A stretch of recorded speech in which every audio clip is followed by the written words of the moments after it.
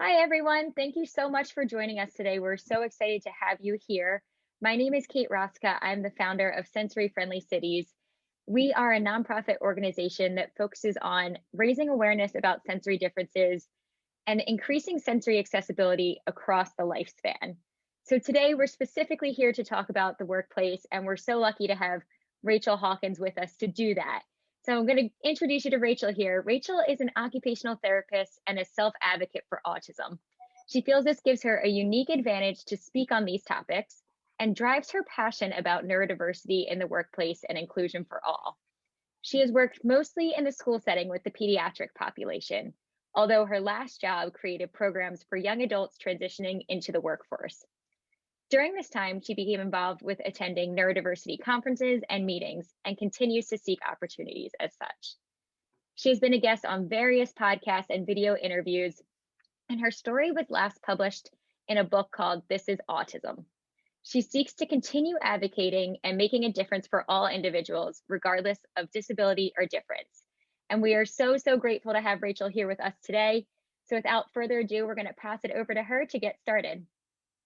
Thank you, Kate, for that great introduction. I'm so excited to be here today as well. So let me get started. Okay, so as Kate said, I'm an occupational therapist and I have experience working with all types of disabilities mostly in school settings. And I'm a self-advocate for autism and passionate about neurodiversity in particular and making the world more inclusive for everyone. And I want to talk about being an artist, designing a mosaic organization to stand out, how and why to create a diverse organization, and some tips as you begin on your journey of doing this.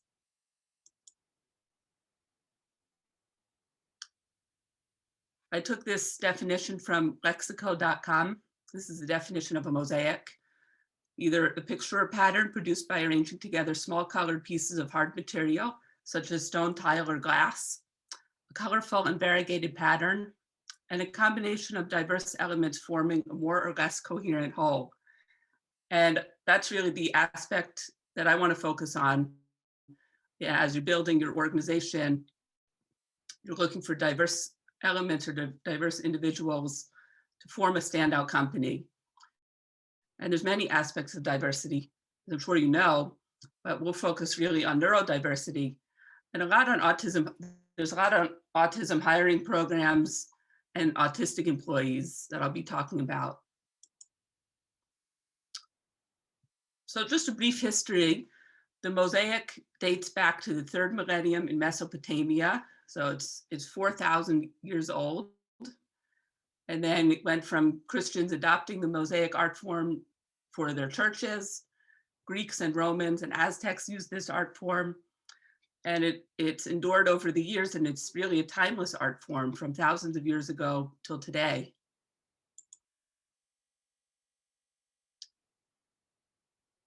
So as you see in these pictures, these are more modern mosaics. All the shapes and sizes are different, and these are more abstract, but really not one size fits all. Like one size doesn't usually fit all in sizing. So it's from ancient times all the way up to modern times. The top middle picture is the Philadelphia Magic Gardens on South Street. And they use all kinds of different materials like glass bottles and bike tires and put them all together. And it goes all the way up to modern building toys on the top right, which are Legos. So I chose the mosaic as an analogy as you're curating tiles or pieces for a mosaic, like you're curating your employees. And the end result really creates something beautiful. So you will have some that are similar, but no two are exactly alike, and they'll form a unique organization. So I'm sure everyone's heard the analogy of America being a melting pot. But I like this quote by Jimmy Carter here. We have become not a melting pot, but a beautiful mosaic. different people, different beliefs, different yearnings, different hopes, different dreams. In the melting pot, everything becomes the same. So if any of you have been to the Melting Pot restaurant, if you look at the top picture, this is cheese fondue. And as the server brings all the ingredients to your table, they bring the cheese, they bring the wine, they bring the garlic, the spice, and they pour it all into that melting pot, and it becomes all of the same homogeneous substance that you see there. Versus a mosaic on the bottom pictures that literally incorporates diversity. And you can either be the bottom left picture where everything is cookie cutter and the same color and size, or you can be like the picture on the bottom right, which is very colorful and vibrant, and each piece retains its beauty and identity. So to understand neurodiversity, first we need to look at what neurotypical is, which is the way society expects a brain to work. So neurodiverse refers to the brain that processes information differently, or neurodivergent as a person.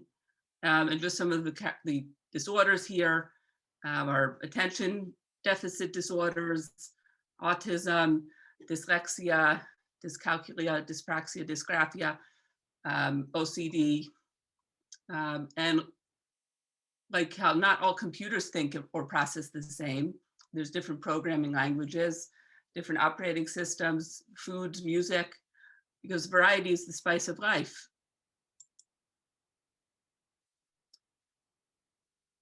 So if we review some of these disabilities or disorders, these are some of the characteristics that you might be more familiar with. Autism, people might seem weird. Example is Glenn Gould, who's a Canadian piano player, had an awkward posture. He would hum along with his playing, and he always used the same chair to perform, which was a different height than a piano bench. But he was very talented and he's well known. With attention deficit disorders, there's difficulty maintaining attention, getting tasks done, executive functioning, which is planning tasks, initiating, getting things done, finishing tasks.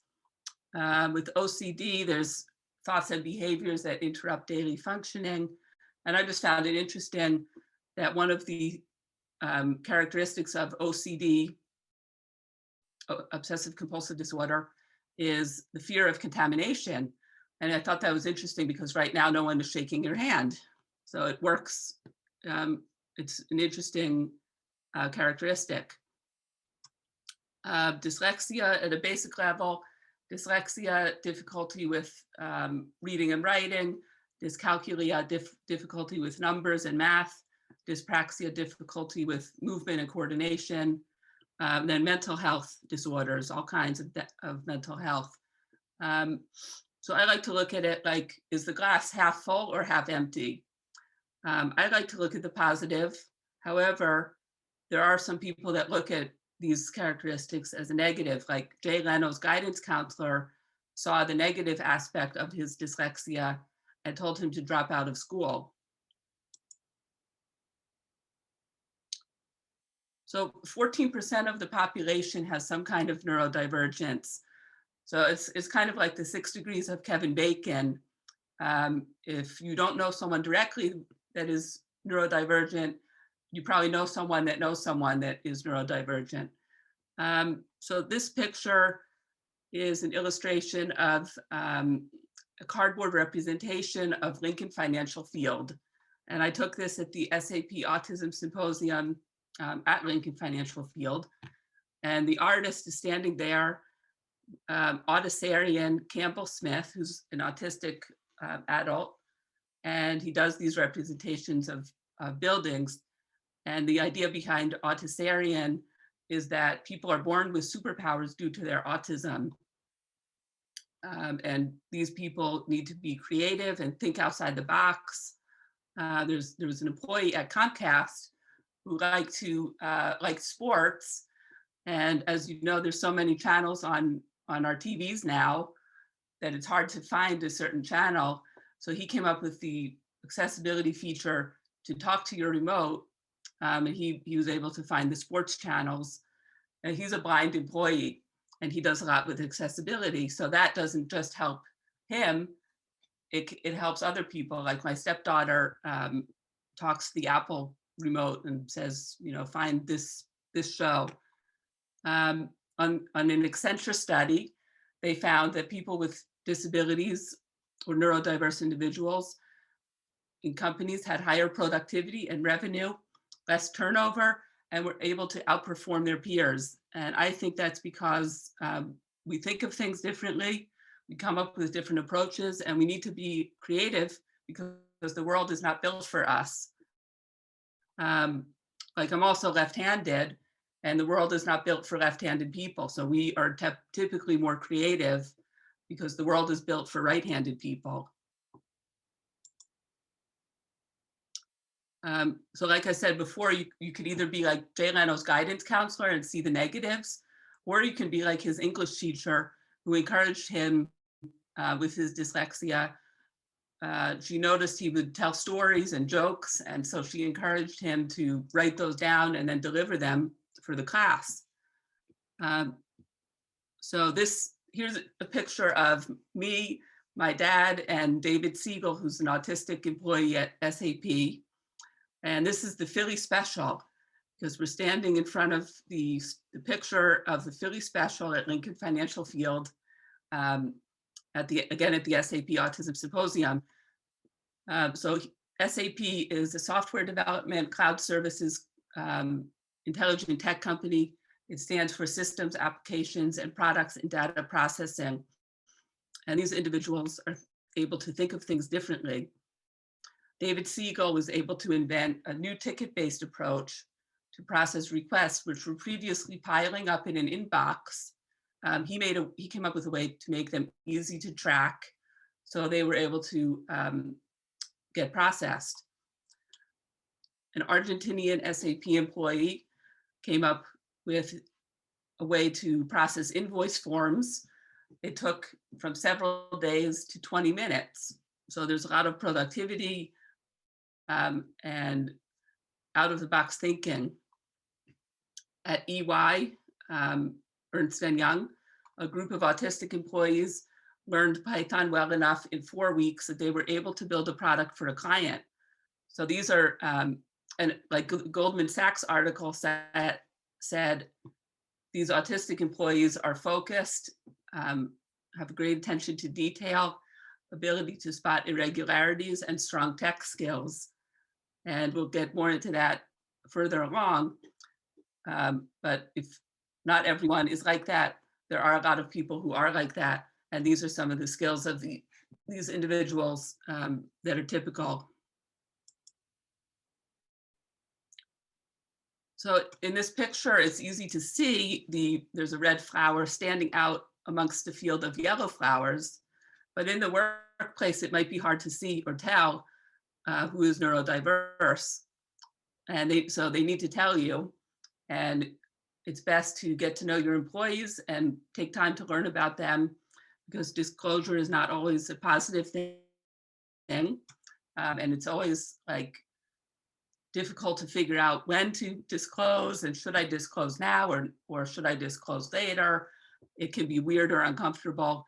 And so if you create an environment where being different is a positive thing and encourage that advocacy, it will be easier for your employees to come into work and tell you, and it will decrease stress and anxiety.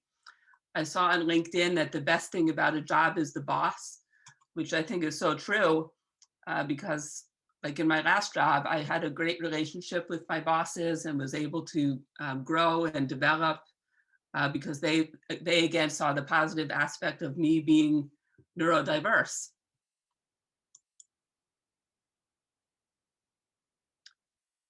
So I like this quote here: diversity is having a seat at the table, inclusion is having a voice, belonging is having that voice be heard. There's a lot of organizations that just will have different people in their organization, but not really do anything with it. that's having a seat at the table. Really what I'm looking for is for it to be embedded into your culture. It usually starts at the top with leadership, with a diverse leadership and commitment to diversity. It goes through marketing. If people see diversity in your organization, they're more likely to apply and to feel welcomed as a consumer. And people with disabilities is the third largest market segment. So that's a large group of people to be employed and also to be a consumer. And studies show that people with disabilities are more likely to frequent businesses that employ those with disabilities. They're more brand loyal. I think that's because they see their representation and they feel included. And so there's a big community in Philadelphia you can reach out to. Everyone is very helpful and supportive in this neurodiversity world, like the Philadelphia Eagles, Wawa, SAP, which I mentioned, TPI, the Precisionists, and JP Morgan Chase and Company. Like Northrop Grumman has accessibility options for everyone, and they just have a simple page that someone will fill out. Like any employee, interviewee, visitor can just fill out this form and the accommodation is provided. So we'll go over some 4 aspects on neurodiverse friendly approaches and techniques. And these are not just for neurodiverse individuals. As you'll see, these work very well for everyone. The first, inclusive design or universal design, called inclusive design, but hopefully we'll get to the point eventually where we don't even need a name for it. That is just part of everything, part of every office building and everywhere in our culture. And having more disabled employees also makes their coworkers more aware of making the workplace more inclusive.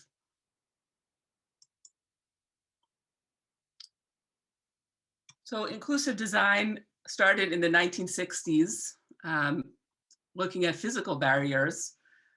And like Frank Lloyd Wright said, limitations seem to have always been the best friends of architecture. Because on the top, we have a set of stairs going up to a building, and that is impossible for certain people to access, like those with mobility impairments or those who use wheelchairs. So we needed to make a change. And it started looking at the spectrum of disability, different learning styles, mixture of visual, auditory, and written learning. These techniques can also help because of the multisensory approach. But the inclusive design movement has evolved into the Americans with Disabilities Act accommodations that are now law. And there's even been an amendment act to it more recently. And these approaches are not hard and it helps everyone. As I said, we went from inaccessible to accessible. Now we have curb cuts, which don't just help people in wheelchairs, it helps people that might be pushing a large cart, lever door handles, automatic doors. How many people do you see using automatic doors that don't necessarily seem to need them? Auditory signals for walk and don't walk. If someone's looking at their cell phone, they won't be aware of when the light changes. So these are, the multisensory approach helps everyone.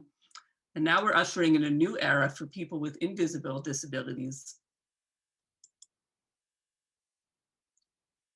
So how can you make the workplace more inclusive? These are some accommodations, and Caitlin will get more into this in her presentation, but just a brief overview. Like if you have an open office space, looking at your sound dampening, possibly providing noise canceling headphones, which are in the yellow background. Looking at your lighting, is it, there's up and coming acoustic lighting, which provides lighting and sound dampening. The bottom right is the Waka 9 Hush Oval, which is a cool light fixture that is not only provides lighting, but helps with the acoustics and looking at your color temperature and your glare. The job that I had previously was in a pediatric occupational therapy and speech clinic, and the wall paint colors were like a light blue, which is very common. Is the person sitting near the heating, ventilated air conditioning unit, which can be noisy and blow right on them and be distracting. Having a quiet space in the office. My husband has, in his office, they have a nap pod, which if you can picture like a dentist chair with a screen that comes over the head, just for someone to get away for a few minutes and recharge. And like, if you think about what you do during the day or in meetings, do you doodle? Do you chew gum? Do you fidget with something? That's basically what we're talking about. And 59% of accommodations cost either nothing or only $500 per employee, according to the Job Accommodation Network, which is through the Office of Disability Employment Policy. And that's a free resource, askjan.org. And they have a lot of resources on accommodations and inclusion for people with disabilities. For this population, the standard interview is not the best. You need to alter your process to fit the audience. The standard interview is hard for those who are not as talented in social interactions or verbal, socially verbal. Even starting with the job descriptions, I've come across a lot of job descriptions, and there are a lot that need to be written in accessible language. You need to think about, does it really require standing for 20 minutes at a time or lifting 50 pounds? Skills-based hiring or blind hiring, where they remove the name and schools and address to eliminate any unconscious bias. And so the illustration here is like we're fitting everyone into the same round hole, but not everyone fits that. How great would it be if we were prepared ahead of time with the interview questions? I know that would be great for me because I do well when I'm prepared. And like all those assessments that have right answers might not be the best for someone who thinks differently, because they might put an honest answer and be not interviewed because of that. Phone screens even, and all those algorithms might be discriminatory. So looking at what the person can offer instead of how do they fit. Again, we need to think of different ways to train employees with neurodiverse conditions.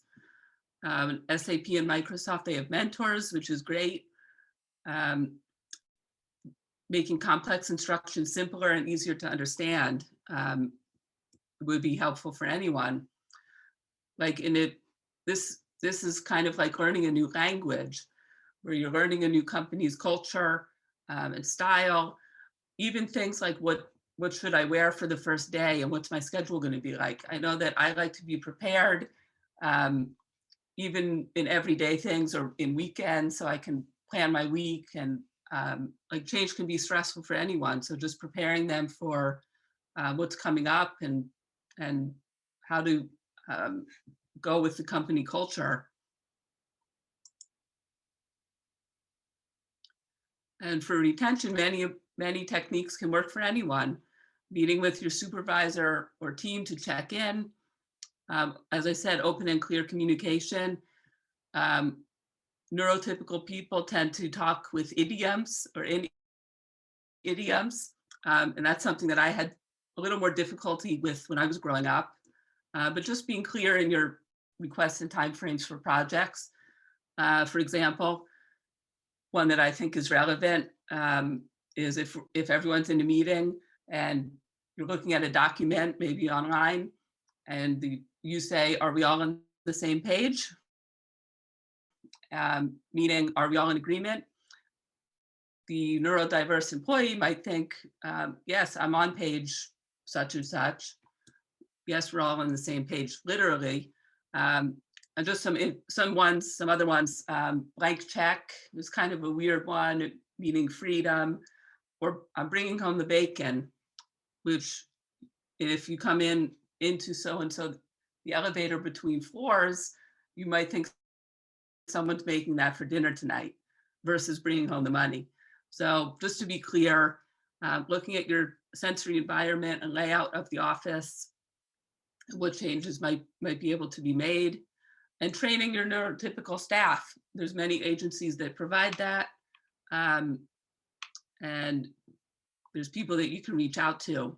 I'd just like to point out, a Walgreens distribution center was made fully accessible and had over half of their employees with disabilities, and productivity spiked 120%. So just by making your office completely accessible and employing more people with neurodiverse conditions or disabilities, productivity can increase so much.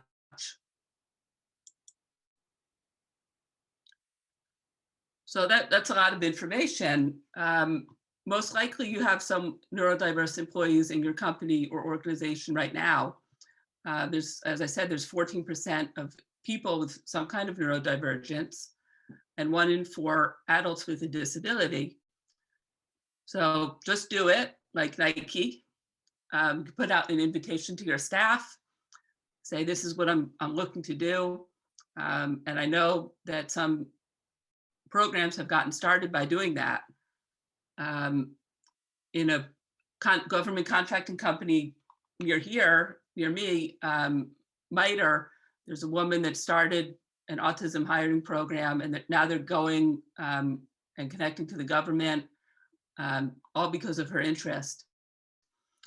The precisionist that I mentioned earlier, the CEO, Ernie Dianastasis, set a goal of hiring 10,000 individuals with disabilities or autism, in 5 to 10 years. This was after his previous company hired a group of autistic employees and he saw the benefits. So start small. Here's an idiom. It's like, how do you eat an elephant? 1 bite at a time. That's kind of a weird one, but means start small. Look at what you can make more inclusive, and reach out. The pros of these autism hiring programs are that they're giving people jobs for what they offer, not just to check a box. And leaders are learning all the time about how to improve the programs. Cons is they're not led by neurodiverse individuals, and they're focused on the small areas of tech and finance. It's really, neurodiverse employees are good in all areas, just like everyone else. So now that we're working mostly virtually because of COVID, it's another good and bad. People are able to alter the sensory environment to their liking, but there is a lot of interaction over a screen, and so we need to use more resources to connect. So Ultranauts, which mostly hires autistic employees, and they've been remote from day one, they've created a lot of ways to connect, from informal polls, Slack channels, creating virtual social events, virtual rooms that will stay open for project work. And so we need to think about all of these strategies, but also the fact that neurodiverse individuals are more accustomed to isolation because of their conditions. And so they're sometimes are better at self-care and used to being virtual. So we're used to being alone because of misunderstanding, and with difficulty with social interaction, being virtual might be easier because you're over that screen and there's more time alone in your environment.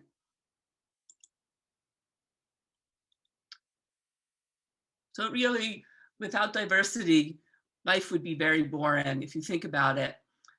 Think about what your employee can offer, or this new hire can offer, and how you can make your organization accessible to everyone.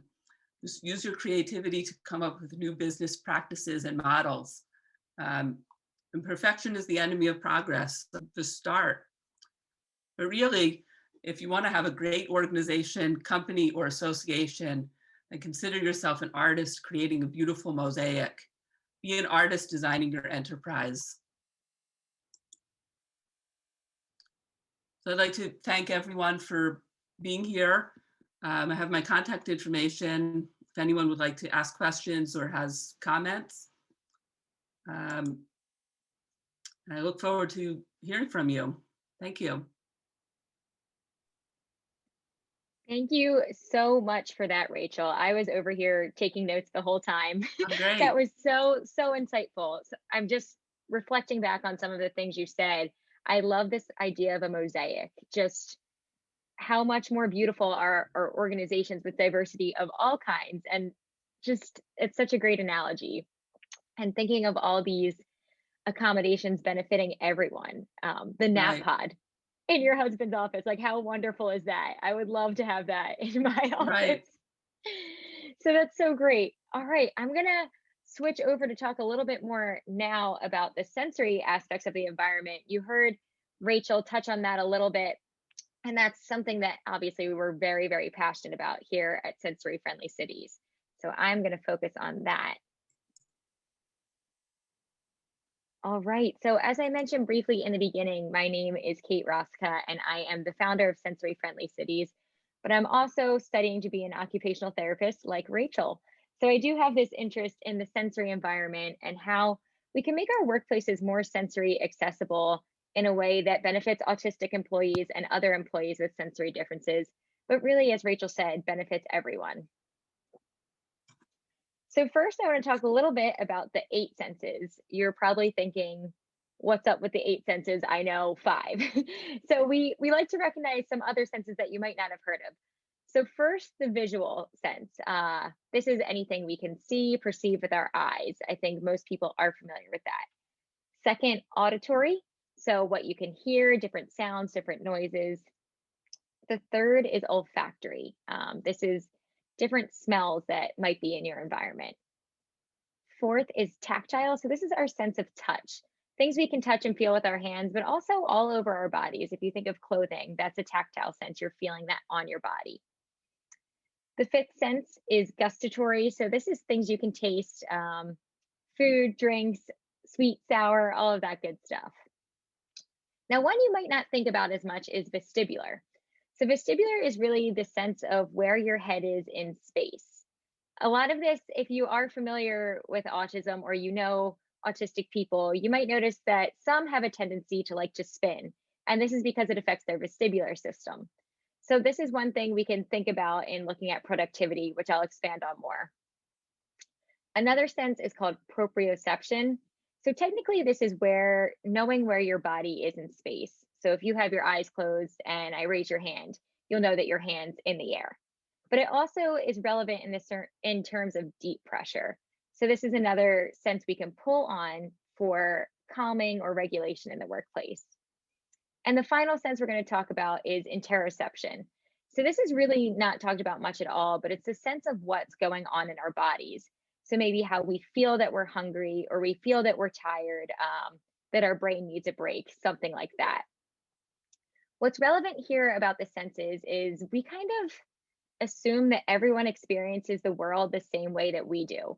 But many people, including autistic people or people with ADD, different things that Rachel mentioned before, experience the world in a much different way. So we can't have our offices be one size fits all for everyone. Really thinking about, Rachel, how we can design that environment to benefit many different people with different sensory experiences. As Rachel mentioned, with COVID, we have seen a flexible work environment with remote work. So, allowing remote work gives the power to the individual to adapt the environment to their sensory needs. As Rachel mentioned, this is a great idea for many neurodivergent people, but not necessarily everyone. So, ask your employee if they prefer working in person or remote work. Maybe a different blend of remote work and in person might be right for them. Just figuring out what that individual solution is and how that best meets their sensory needs. So now I'm going to go into each sensation and talk a little bit about how we can accommodate for it in the workplace. So visual sensation. Many autistic people and other people with sensory differences are sensitive to bright lights, busy patterns, or bright colors. Like Rachel said, that calming blue in her old work environment was nice for her. I think it's important to recognize that these sensory differences also aren't just preferences. They can also cause pain, headaches, and fatigue. So, this really is something that is a necessary accommodation in the environment.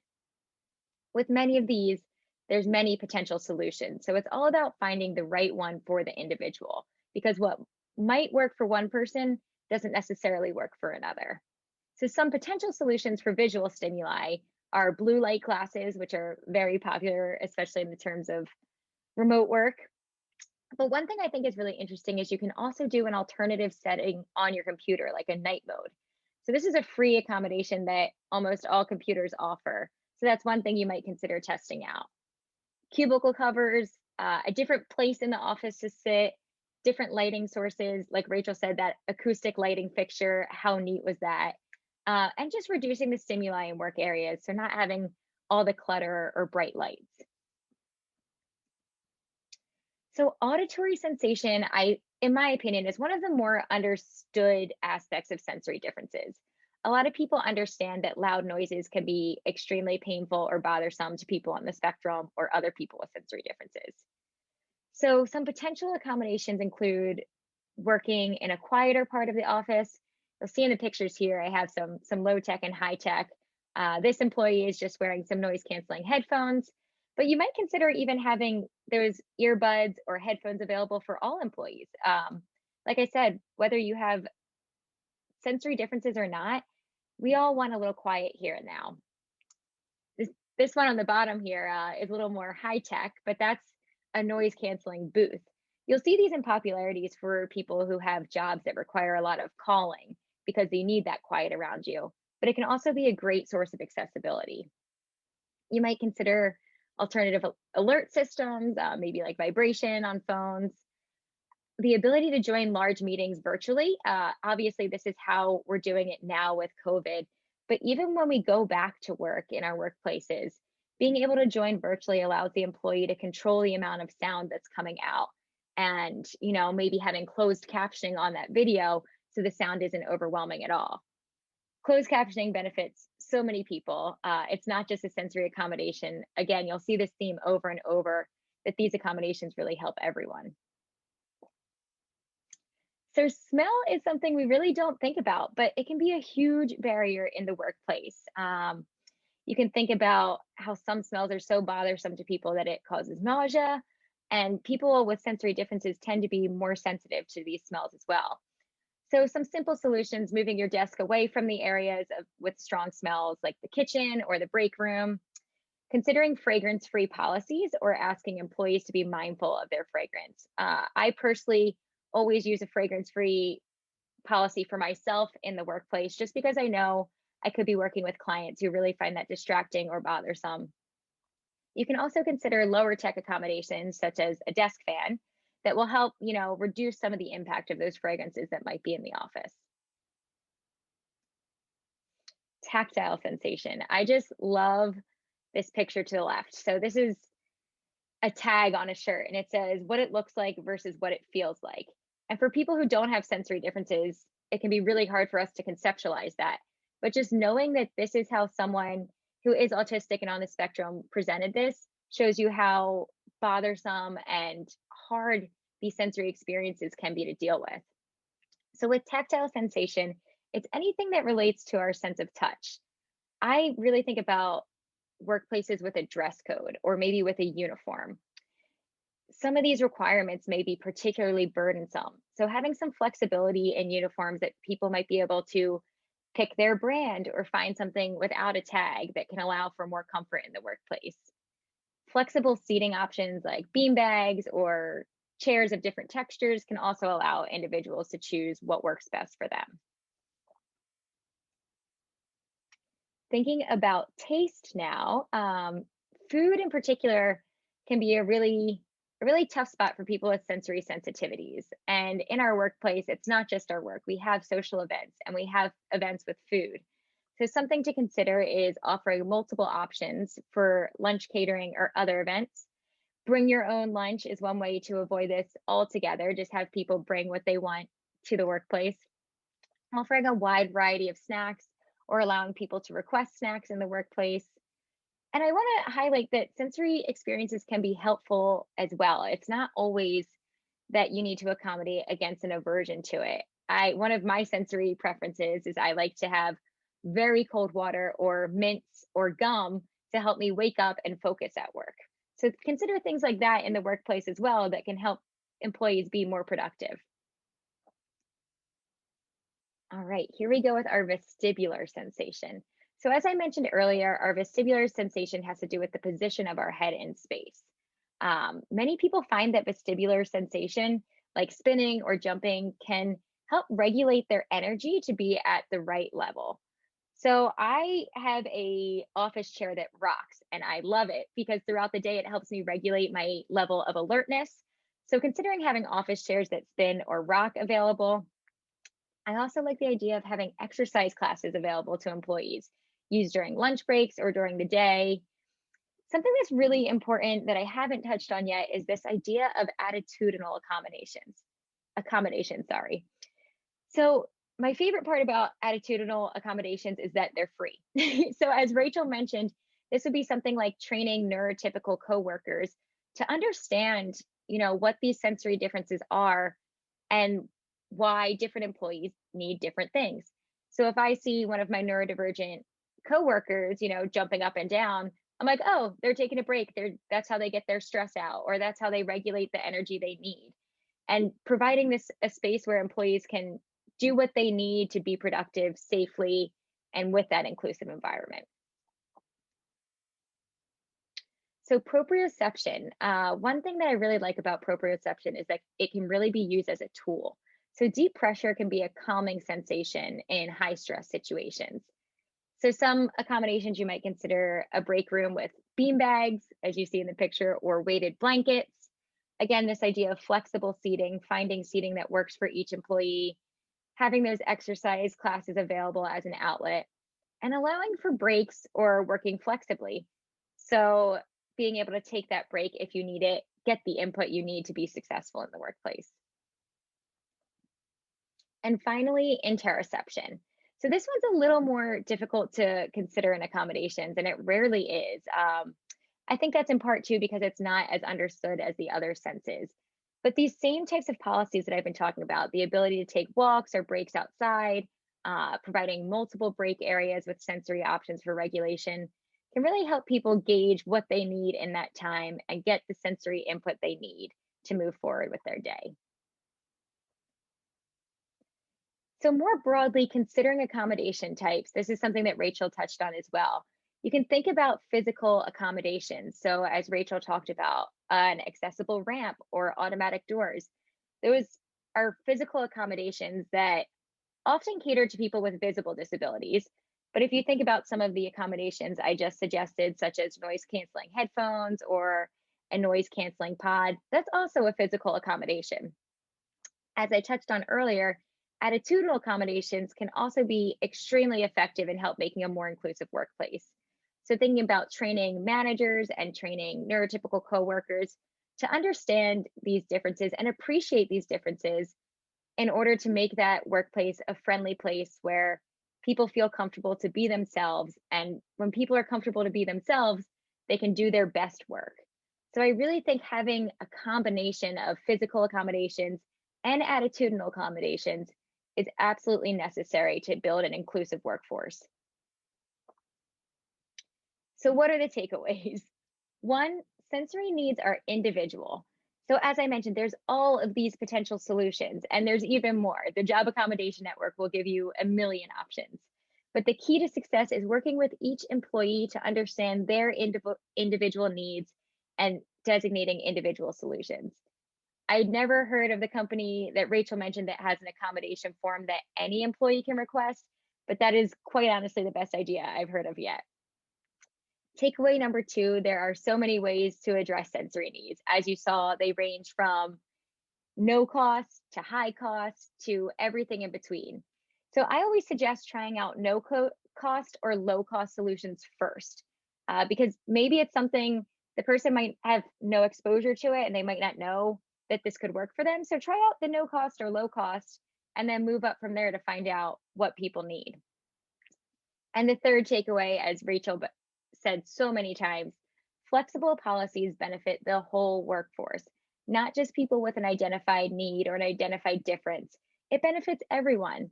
So consider using universal design principles to promote inclusion and equity in your workplace. Really, like we said, everyone benefits. So I want to thank you so much for tuning in tonight. As Rachel mentioned, you can absolutely reach out to her directly. You can also reach out to us at info@sensoryfriendlycities.com or check out our website at www.sensoryfriendlycities.com. And I wanted to acknowledge that we were able to put on this awesome presentation with Rachel, thanks to the Pennsylvania Developmental Disabilities Council. And we are so grateful for their support as we move forward. Thank you.